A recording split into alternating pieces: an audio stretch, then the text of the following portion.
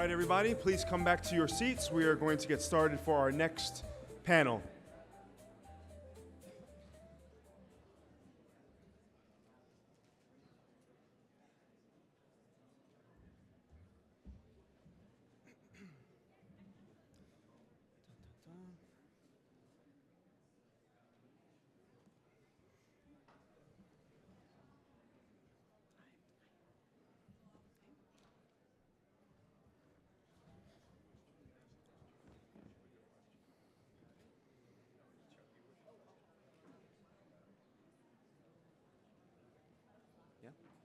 Good morning, everyone.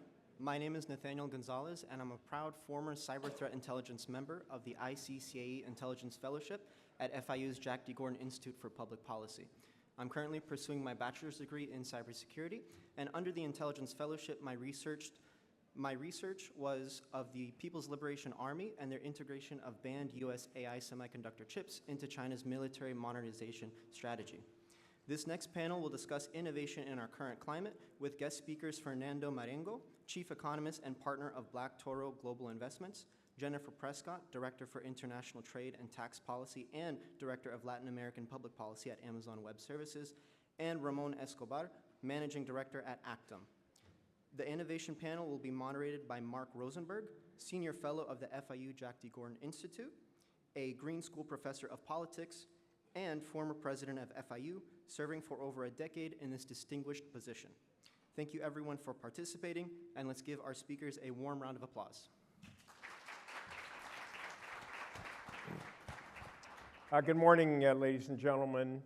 Innovation, critical for 21st century competitiveness. So we're going to focus on that in this conversation this morning, and I'll begin with Fernando Marengo. I'll ask each of our panelists a question, then we'll open it up for a broader discussion because we know you want to engage. So for Fernando, here's our question. How do macroeconomic trends in Latin America, inflation volatility, capital flight, impact the region's innovation ecosystem? And where do you see the greatest opportunity for resilient long-term investment?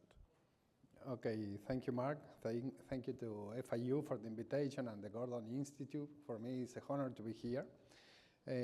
We are in a security conference, and we are in a panel of innovation, and I want to gather security and innovation with a different angle. I want to speak about the income gap. Right now, if we compare the production of US against Latin America, US produce 9 times the produce of Latin America per capita. If we set it in dollar terms, the GDP per capita in US is $80,000, while in Latin America is $9,000. The gap is not closing, more even. I think that the gap is stable or growing. And if we compare the rate of growth of those countries that grows faster, like the Dominican Republic, Panama or Peru, those countries will take 40 to 50 years to reach the US GDP per capita. So low income creates migration, frustration, and social instability. So I think that to speak about the income gap and the situation, the macroeconomic situation of Latin America is a key point in a security issue. In the second, let's say, if speaking about innovation, is we translate innovation. I think that there's 2 parts of innovation. The first one is that innovation or technology demand a lot of raw material. Demand energy, demands copper, demand lithium, demands many raw material. Latin America is very rich on those materials. So Latin America has an opportunity as producer of raw material to, let's say, to supply the demand of those materials for technology.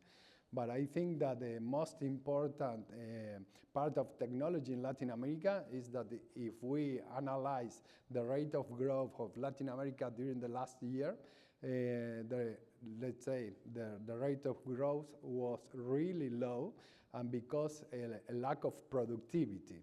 And I think that innovation and technology has a lot to do with productivity in Latin America, helping to foster the rate of growth. Excellent, thank you. Obviously, rate of growth and innovation dependent upon a whole range of services. So let me ask Jennifer Prescott, what are the main regulatory or infrastructure hurdles that AWS encounters when employing cloud services to support innovation in the region? And what public policies might be necessary to help unlock even greater digital transformation? Sure. Thanks so much, Mark, for your question, and thanks to FIU for organizing this really important event. I think at a critical moment in time for the region. It's a pleasure to be here with you all today. Maybe just to level set a little bit on cloud and what kind of infrastructure investments we already have in the region.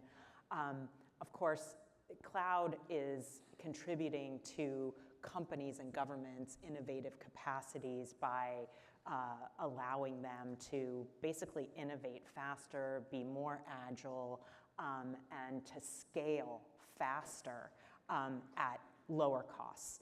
And so that's one of the real advantages that we're bringing to businesses and sectors in the US and around the region.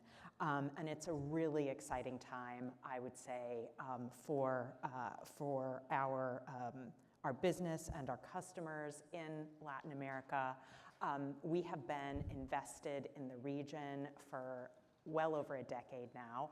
We opened our first full-scale infrastructure region in Brazil in 2011. And by 2023, we had invested about $3.8 billion in Brazil and support over 10,000 jobs there. Just last year, we announced that we're going to continue to expand that footprint in Brazil, and we're going to be investing an additional $1.8 billion into the Brazilian economy and through those data center investments. We also launched our newest region in Mexico earlier this year with President Claudia Sheinbaum. And that is a $5+ billion investment that is estimated to support over 7,000 jobs in Mexico, another really exciting investment. And then just last week in Chile, we announced that we are opening a region there in 2026, which is a $4+ billion investment in Chile that we're super excited about. And as we're looking at where to invest in the region, we look at a lot of different factors. Of course, we are a customer-obsessed company, so we're always listening to customers and what they want and where they want us to be. But we're also looking at the policy environment, and there are 4 areas of policy that I would just highlight in particular. The first is energy policy and energy availability and the sustainability of the energy mix. We have a commitment at Amazon to be 100% renewable energy, and we met that goal last year, 3 years ahead of schedule. So looking at countries that have that energy availability and energy mix is really important to us, as well as countries that are looking at grid modernization, which is necessary here in the US and lots of countries around the world. Increasingly, we are looking at artificial intelligence policies because our customers are excited about the prospect of leveraging artificial intelligence to make their own businesses more productive and more innovative. And so we're looking closely at what those AI policies look like and ensuring that they are not overly restrictive so as to really allow our customers to fully benefit. So for example, right now, the Brazilian government is working on an AI bill in the House. We've been watching that very carefully as that debate evolves. We're also looking at how the governments themselves are organizing their own policies to be able to take advantage of technology, including cloud. So do governments have cloud-first policies and government procurement policies that enable them to be able to quickly and efficiently adopt cloud versus continuing to invest in on-premise data centers? And then finally, I would say we're looking at skilling and skilling policies that governments have. The World Economic Forum actually identified Latin America as one of the largest skills gaps in the world. So governments that are investing in upskilling and are willing to partner with companies like Amazon to fill that skills gap. We made a commitment several years ago to train 29 million people globally in cloud services, and we actually surpassed that commitment. We reached 31 million people globally last year, over 800,000 people in Brazil and 500,000 in Mexico, for example, and we have a commitment to train 200,000 more in Mexico. So lots of exciting things going on in the skills space, but those are some of the policy areas that we're looking very carefully at as we continue to think about how we expand in Latin America to serve our customers there. Thank you, Jennifer. So obviously a lot of moving parts have to come together. And I'm curious about how those moving parts come together with Ramon. What's your sense about that in terms of defense policy, national security issues, and what some of the challenges are there? Well, first of all, thanks to FIU for putting this together and including innovation on the agenda of a security conference. I think that's really important. I'd like to focus that question on something really specific, which is how Latin America is increasingly becoming a source of innovation, of technological innovation. Got it. Not just the discussion of critical minerals and the infrastructure that's related to it, but actual ideation coming out of this region. So when I was at the National Security Council, one of the focuses that we had was how do we tie this ecosystem, technology entrepreneurs, founders, and tie it back into U.S. national interests aligned with what we prioritize here.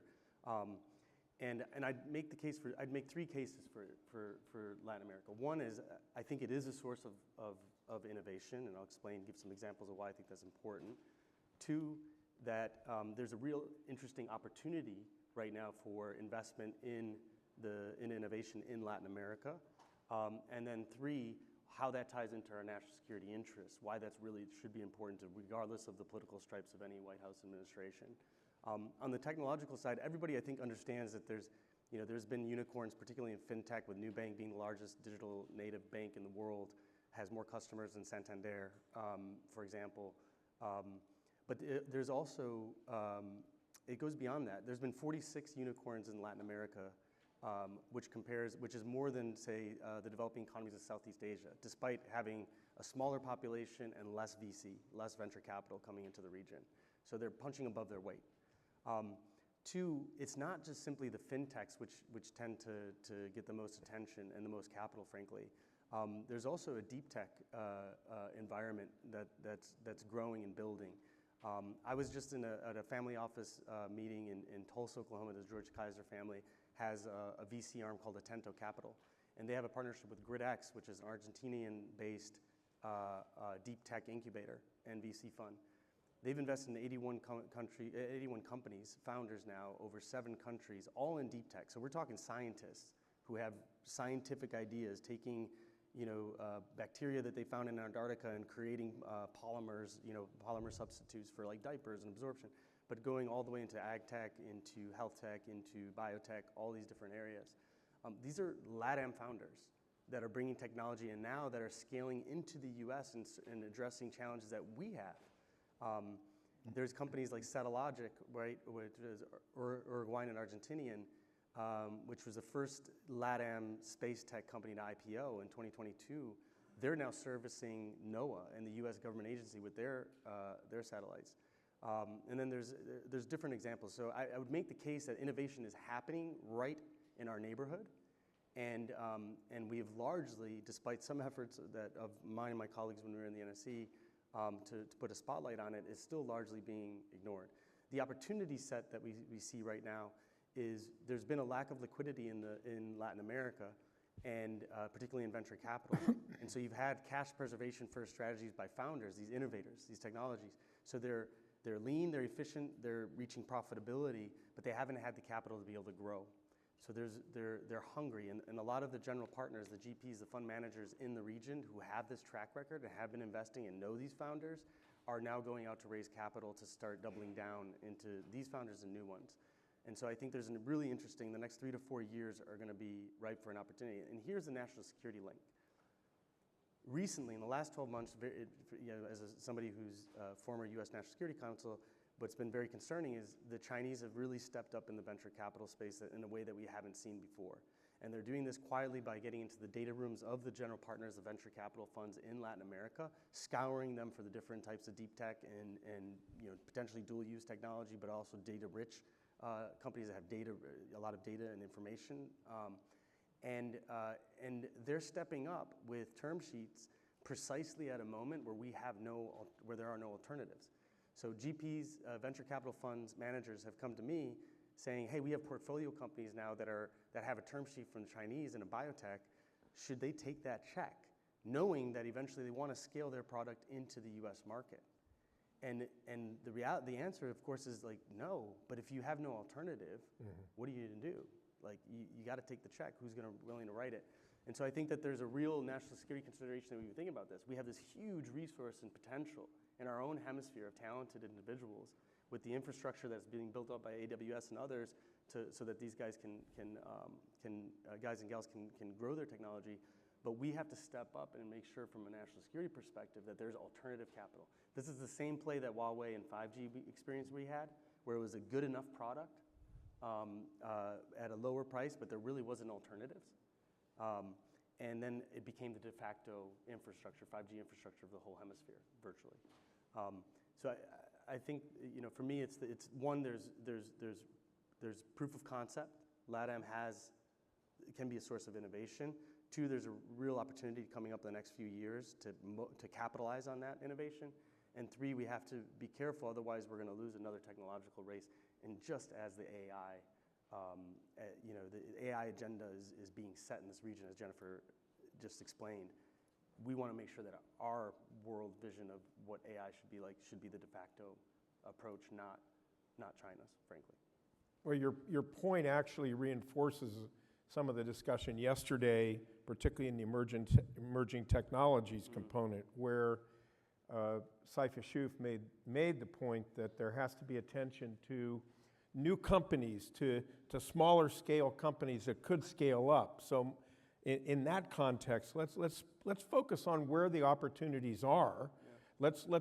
If we can understand in this context of innovation, instead of, let's say, the gaps, where are the real opportunities on the ground, and what has to happen for those opportunities to take off? And I'll just open that up to each of you.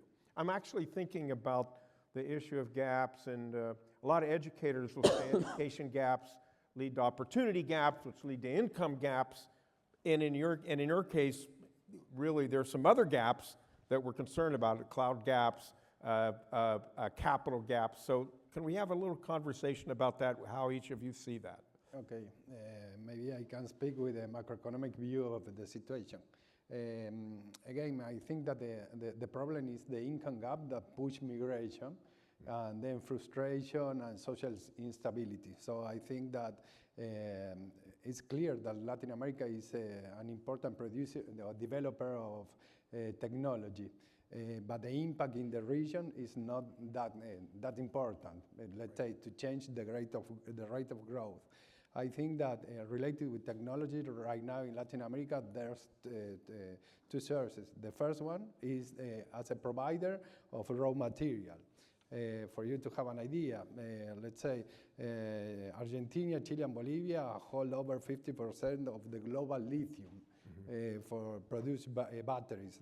Chile, Peru, and Mexico are top copper export. Brazil is a global player in biofuel and iron ore.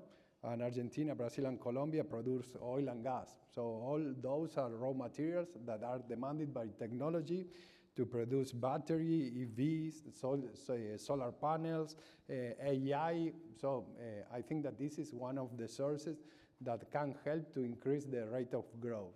The second one is not only the development, but also the use of technology in Latin America. When we see what happened with China during the last year of last century and the first year of this century, we see rate of growth above 10%. And that increase in the rate of growth was explained by the increase in productivity. Then we can talk about how China incorporates this technology. But when we see what happened in Latin America, and we're trying to explain the rate of growth, we see a very weak growth in productivity. Latin America invests, let's say, a lot of money, but the productivity is very low. So I think that one of the challenge for Latin America is how to increase productivity. And right now, to speak productivity, we have to speak about technology. The second thing that I think that we have to go deeper is something that Ramon says, that is the opportunity to invest in technology, but I think that the opportunity to invest in Latin America in many things. And there we have to evaluate the rate of return adjusted by risk. When we talk about risk in Latin America, I think that the key issue is the lack of institution or the weak institution that we have in Latin America.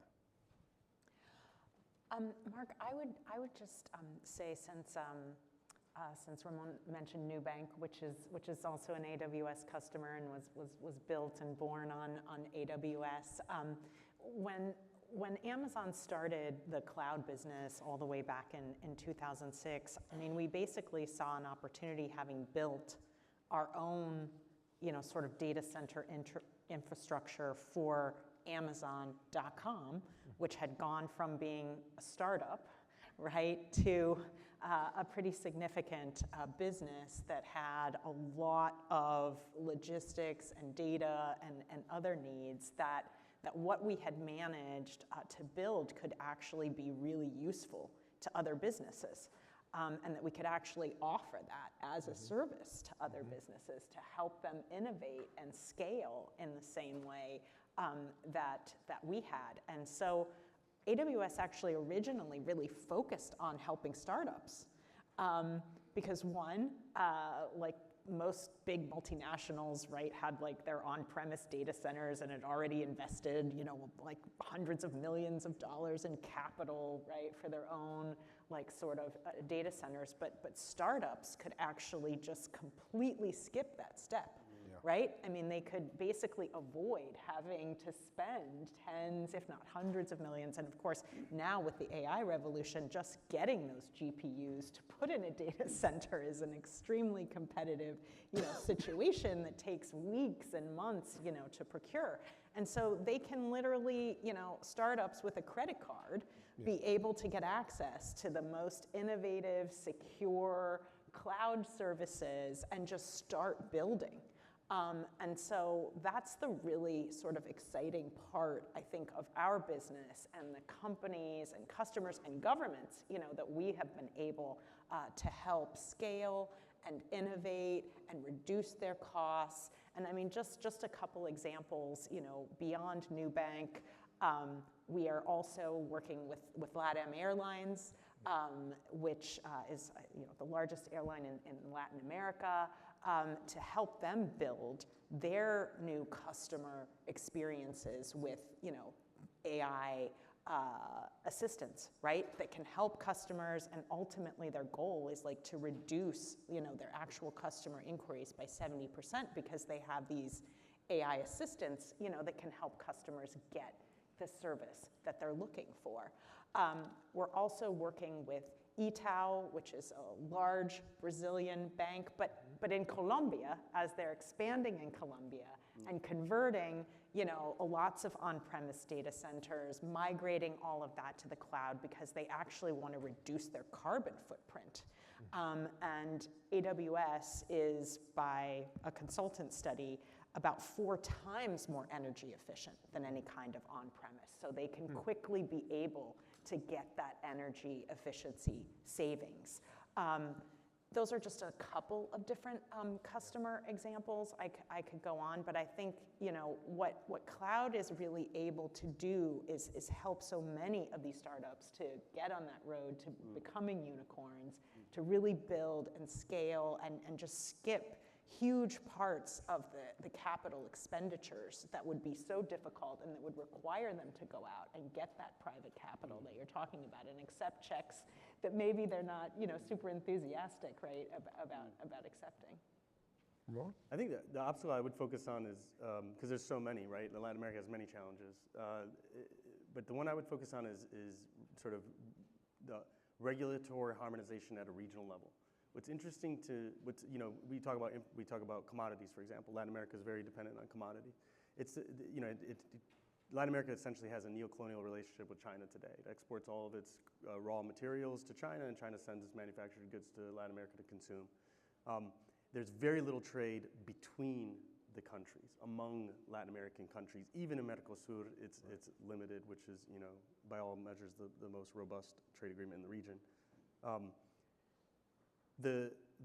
What's interesting about now going back to innovation and technology is the exception to that rule is actually in the technology space, and it's all these very innovative companies. So Mercado Libre, Rappi, Nubank, and then Notco. I mean, some that maybe aren't household names.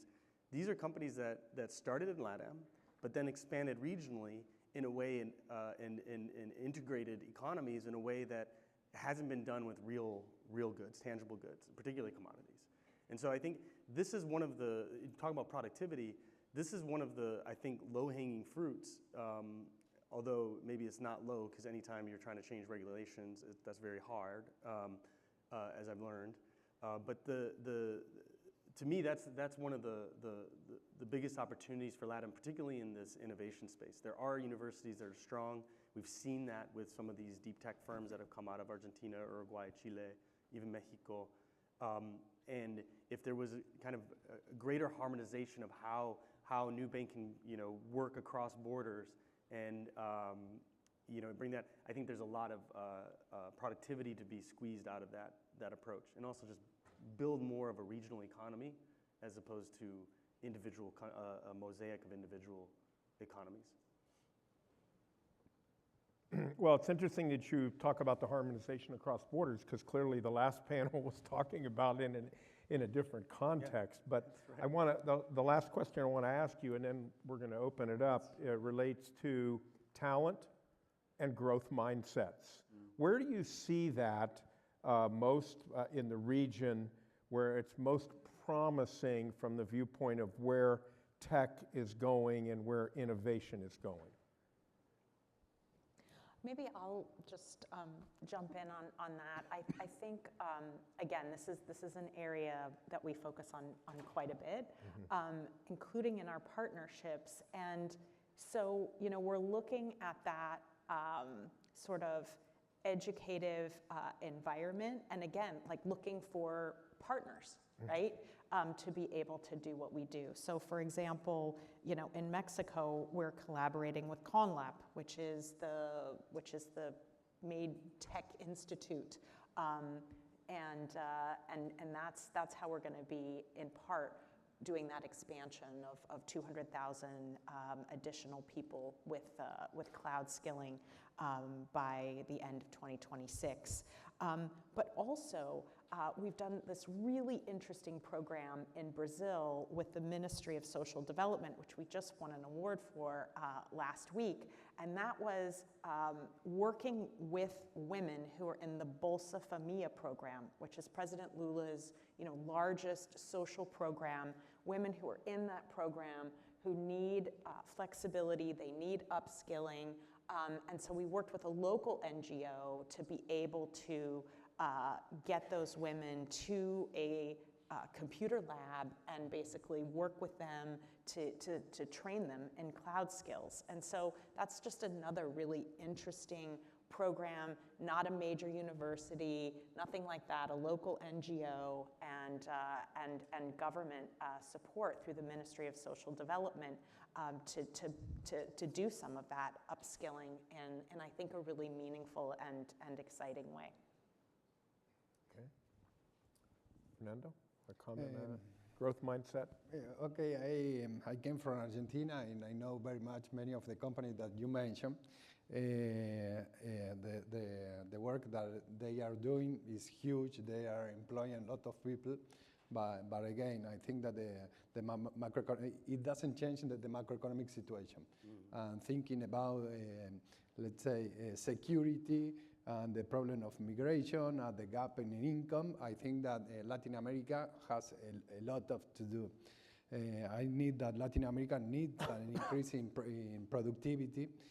Some of the obstacles that has Latin America are low investment, high informality in jobs, weak institution and law, poor education results. And I think that is a key point, not only for Latin America, but for the whole region, is to support Latin American stability.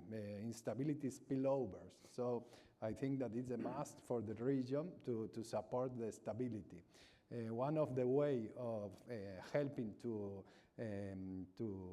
improve the institutions, I think that is the different kinds of agreement. Maybe something that you were talking. That is each time that a developing country makes some kind of agreement with a developed country, let's say in a trade agreement or any kind of agreement, the developed country asks for institution. So it's a way that Latin America has for import institution for the developed country. So I think that it's important to focus in this in make the institution stronger in Latin America. That should help to increase investment, productivity, the rate of growth, and to reduce the income gap, and that will help to reduce security. Got it. Okay. So, I mean, I think that one of the important things to remember about technology and innovation is that it's often, almost always applied to real world challenges. So for example, we talked about commodities, right? One deep tech founder, for example, out of Argentina, your home country, developed a robot and a vaccine for livestock that can be taken orally, all of which were innovative, and take the survival rate of any type of livestock, not just cows, but mainly it was used for cattle in the pilot, and improve it by, I can't remember what it was, 2x, 3x, whatever it was. That type of innovation then increases the productivity. One of the challenges in Latin America in its commodities, for example, in agricultural, is very low yield per hectare, right, of production. These ag tech companies from the region, which are solving problems for their own region, versus nobody in Silicon Valley is going to solve a problem for Argentinian or Bolivian beef producers, but an Argentinian might, or a Bolivian. So it's taking these technology and increasing the productivity in other parts of the economy that are more, so for example, corruption. There's a GovTech, also Argentinian startup, GovTech firm that helps local municipalities procure from SMEs, so that the same 3 or 4 contractors that may or may not have a relationship with a family member are winning all the bids. And they do it by instilling, using technology to bring transparency to the procurement process and accessibility to those who might not be as savvy in terms of acquiring procurements from the government. And so, like to me, it's all part of it, right? These are solutions that can then be deployed in real world things. You know, the founder of that immunization robot idea was a cattle rancher. He was a gaucho, right, from Argentina. It's incredible, right? But you had to create the environment. And there, to your point, Mark, to your question, is I think what we're seeing is local governments, not just at the national level, but local partners recognizing this potential and this opportunity, and trying to create that first rung, build that first rung on the ladder for these startups to get going, whether that's through grants, whether it's through convening investors, capital sources, whether it's connectivity, like GridX's model is we're going to find scientists who don't know anything about business, and then we're going to team up with proven entrepreneurs who know nothing about science but know business and do a match. And that's been their model that's worked really well across 7 countries. But anyways, I'll stop there. I think I've made my point. Okay. All right, we have a few moments for questions. Please limit your statements to questions.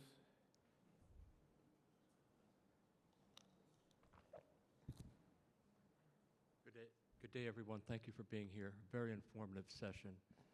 I'm wondering, is there any space for existing South American alliances like Mercosur or Andean Union or any other multilateral organizations to take on some of the innovative ideas that you presented today rather than to deal in the eaches of one success here and one success there?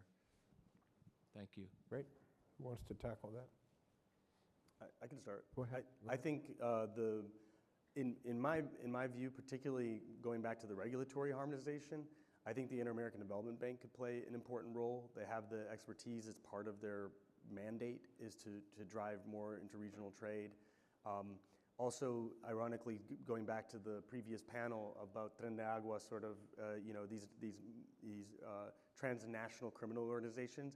I think part of the challenge that this is me kind of talking a little bit out of class now, but one of the challenges I think is we've looked at the U.S. government has approached this bilaterally through individual country programs as opposed to looking at it regionally. The transnational criminal organizations see things regionally. They don't see things as one little individual country, and yet we're still doing that. Right. The IDB is doing something similar in working with central banks and finance ministers on trying to tackle the illicit financial flows cross-border. But they have this expertise of dealing with intra-regional, so I think they could be an important partner as opposed to a trade agreement. I would say, I mean, yes, there are definitely possibilities, and I think, there are more formal and less formal opportunities, right? So, for example, negotiating digital agreements or digital chapters to those agreements. I think USMCA is a great model for one of, I think, the newest and most comprehensive digital agreements out there for, countries in the region to look to. But then there are like less formal ways that they can be actually learning different countries from one another. And, you mentioned fintechs and, sort of the financial services area.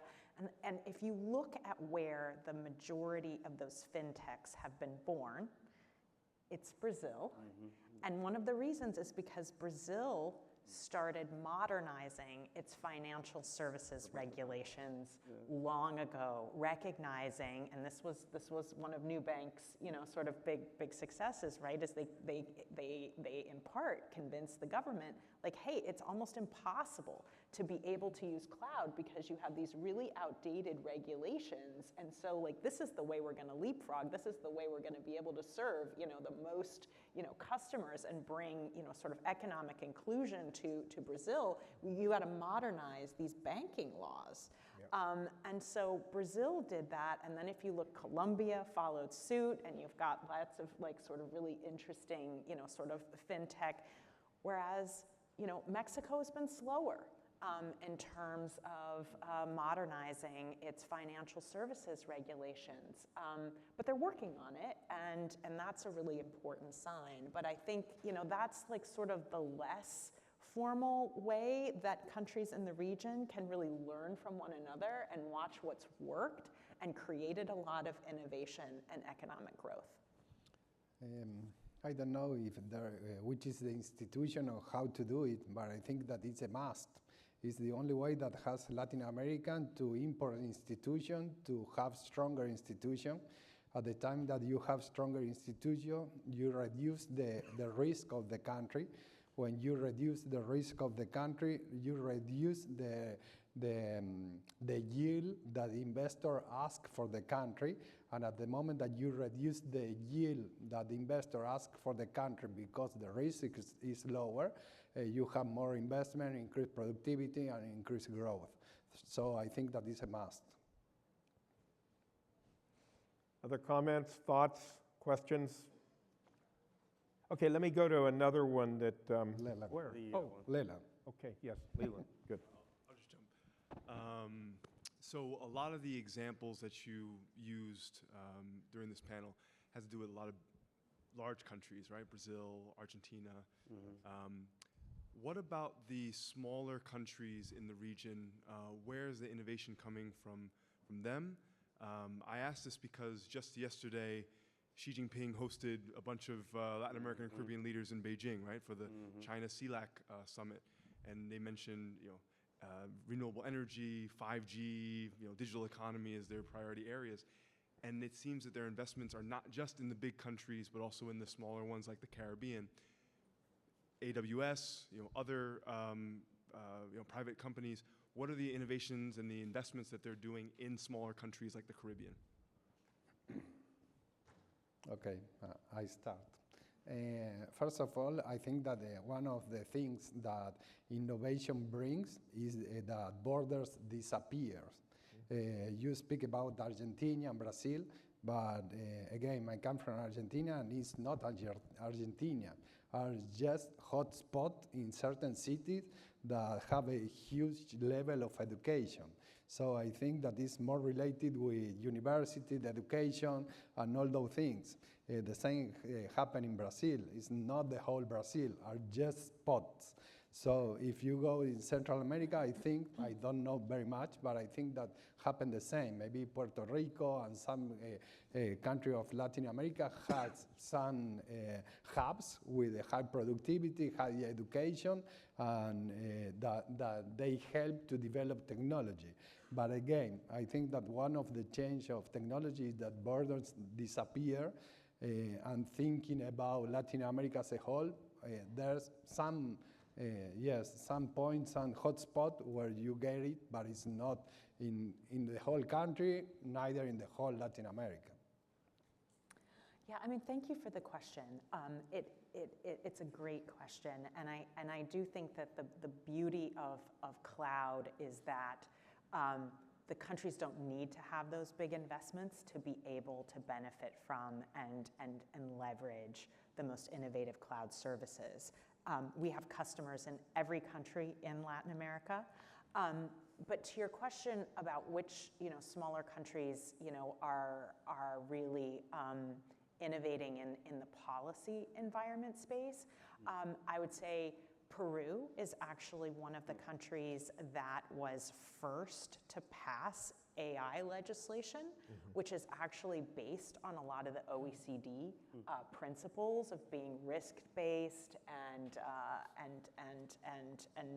not overly broad to just be out there trying to regulate the technology, but really just creating some guardrails for how best to adopt AI.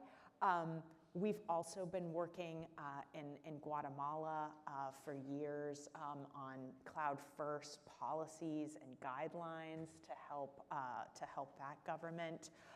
We also saw recently in Panama, they had a data localization mandate that was really restricting the government in being able to move some workloads to the cloud, and they actually finally eliminated that data localization regulation so that they could really more fully harness their digital transformation. So those are just a couple examples of countries, I think, maybe that haven't been mentioned as much. Yeah, the only ones I'd point out, Uruguay punches way above its weight.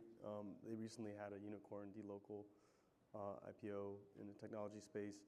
The other two countries I mentioned, not that necessarily from like a VC kind of angle, but Costa Rica and DR. Actually, Jennifer and I were just talking about how Costa Rica's top two employers, we think, private employers, are Intel and Amazon, right? Two technology companies at the forefront of their respective industries. And then you have DR and Costa Rica's #1 export for each country is actually medical equipment. It's not commodities, which is, I think, surprising. So I just mentioned those three.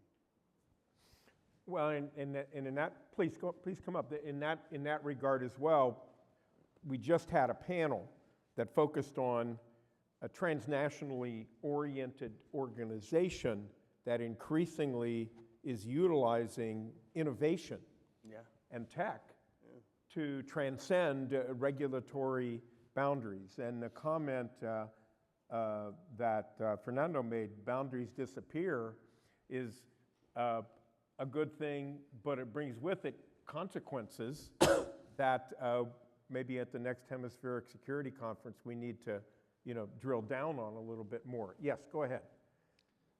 Thank you. I have two questions. So the first one is, we've talked about the skills gap and how Amazon's closing that, and that's great.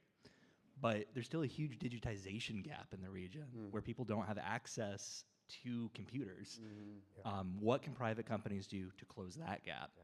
And secondly, to Ramon's point, we're talking about looking at the region as a whole, but how can we expect private sector companies to do this when recent administrations from the United States have also been looking at the region minilaterally rather than taking a holistic approach, while China, meanwhile, is taking this very broad approach and approaching the entire region at the same time?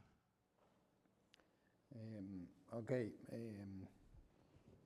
Again, I think that we are talking about Latin America and the technology sector, how fantastic is the development made in many countries of Latin America, and I completely agree.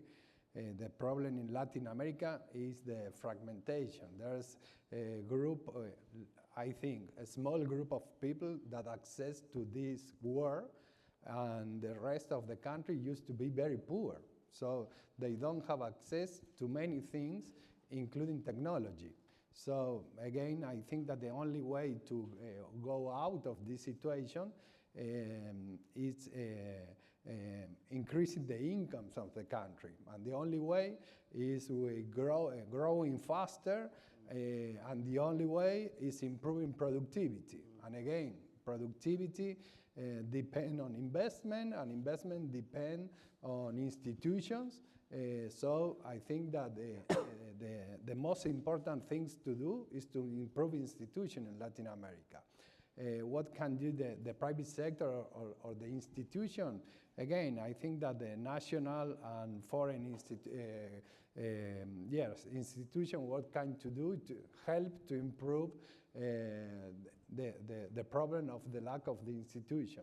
I think that, again, the poverty in Latin America has many faces, but maybe the more clearly to identify is the lack of institutions. And not solving this problem, let's say poverty will continue increasing, migration will continue increasing, the social stability and all the problems that we know or that were mentioned in the previous panel. So if you want to reduce the rate of migration, the best way to do is to help people to live in a good way in their own country. Again, sorry, just to finish. Right now, the GDP per capita in US is $80,000, and in Latin America is $9,000. It takes to the average of Latin America more than 100 years to reach the GDP per capita of US. So if you make the calculation, I moved right now to US. Mm-hmm. Yeah. I mean, I would just say, obviously, Fernando has the mid to long-term solution, right, which is more economic growth, right, and more productivity in the region. But it's a great question, because in the meantime, how do you get this technology to people who don't have access to it? And there aren't any easy answers to that. Again, the most recent example that I have is that Bolsa Família program that we worked with the Ministry of Social Development in Brazil on, and we had this conundrum, right? Like, how do we train these women, because they don't have computers at home? And so that's why we had to partner with a local NGO who could basically bring these women to our computer lab to be able to get access to the actual technology so that then they could get that skilling, get those certifications so that hopefully they can then qualify for jobs, be partnered with mentors, you know, and then obviously be in a position to have that economic spending power to be able to get that technology themselves. But it's a tough question, and I think it's tough to scale. I think, yeah, I mean, I think, you know, what can the private sector do to help on these things? I think there's still legwork for like policy work that needs to be done. So even in Jennifer's example, there was a local NGO and there was a partner with local government that sort of facilitated it, and then the AWS was able to help support. I think from my view, I would focus on the capital piece of it. You know, by one measure, and Leland will probably have better data than me, US FDI into Latin America is 12x greater than that of China. The problem is that US FDI has one objective, which is return seeking. Chinese investment in FDI into Latin America has one objective, which is strategic. And so all of their capital deployment is strategic. Where I think that from a US policymaker perspective, where we should probably be doing a little bit of a better job is taking tools like the Development Finance Corporation, but also the Office of Strategic Capital and DoD, Actum, USTDA, and then leveraging our influence in the development banks, the IDB, IFC, and then in other geographies, the other regionals, and creating platforms that tackles policy priorities, policy specific. So if critical minerals are important, we should be creating platforms that focus on critical minerals with the policy objectives baked into the investment criteria of those funds. If it's infrastructure where there's a $100 billion annual infrastructure funding gap in Latin America, we should be ensuring that this platform ensures that there's competition to China, which generally is the only other alternative for particularly critical infrastructure. Ports, which has been in the news lately, is an example. And then same with the emerging tech. So I think that's where we probably need to do more work on the policy side and then pave the road so that you essentially de-risk it for the private sector to come in and start solving some of these social challenges. Great. Ramon, Jennifer, we're grateful. Thank you so much. Fernando, thank you for starting us off with this excellent discussion. Ladies and gentlemen, we'll have a few answers and probably a lot more questions next year. Thank you all very much. There you are. All right, we're going to have a break, and we'll come back here at 11:10, okay? So 11:10 for our next panel.